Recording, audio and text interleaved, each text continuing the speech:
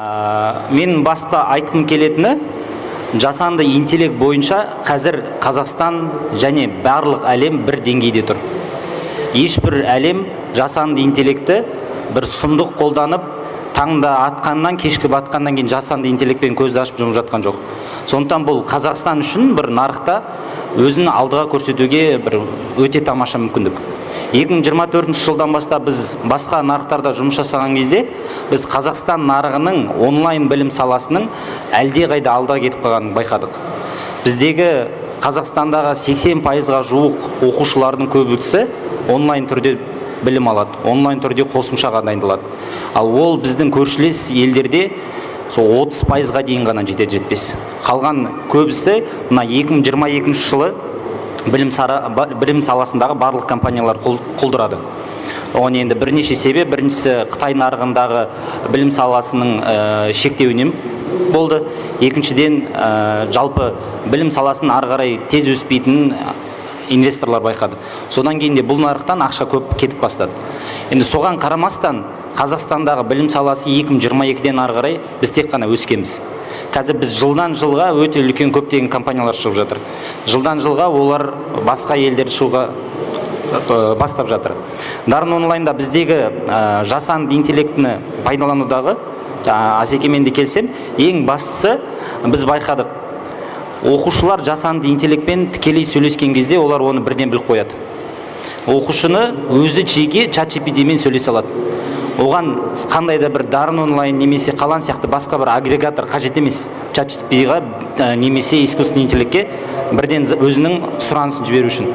Сол себепті де бізде ол ChatGPT мысалы басқа болсын өзіміздің жасанды интеллектті Дарын онлайн ішіне кіргізген кезде ол біздің бағана қаржылық түрде адам өңдегенге қарағанда біздің LLM модельдерді қолданған қымбатқа түсті. Сол себепті де біз қазіргі жасанды интеллектті тек қана сол біздің оқушыларды басқаратын кураторлар, менторлар соларға ақпарат беруші құрал ретінде пайдаланамыз. Яғни ол қалай? Мысалы бізде қазіргі таңда 10 мыңға жуық бала оқиды.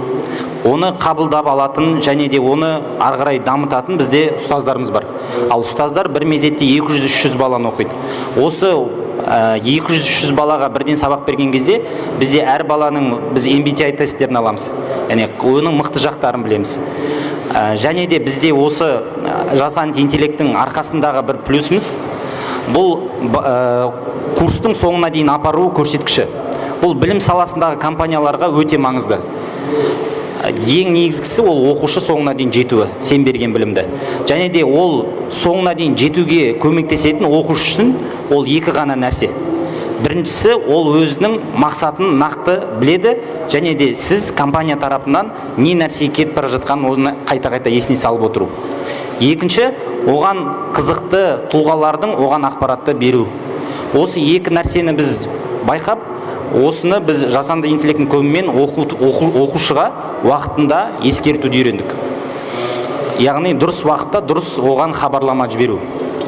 Және де келесі біздің жасанды интеллектті қолданып жатқанымыз ол әрине біздің мектеп мұғалімдерге арналған біздің өзіміздің қосымшаларымыз бар. Сол жерде біз мұғалімдердің 40 сағат аптасына жұмсаса, оның 20 сағатын дайындыққа жұмсайды мектеп мұғалімі. Соның 20 сағат уақытын біз оның өзіне жұмсауға мүмкіндік беруіміз керек.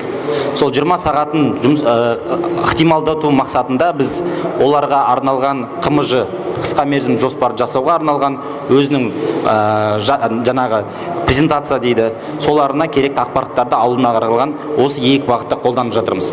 Яғни бұл нақты өзіміз қолданып істеп жатқанымыз. Одан да бөлек біздің әлі зерттеп қолданып істегім келетін заттарымыз өте көп.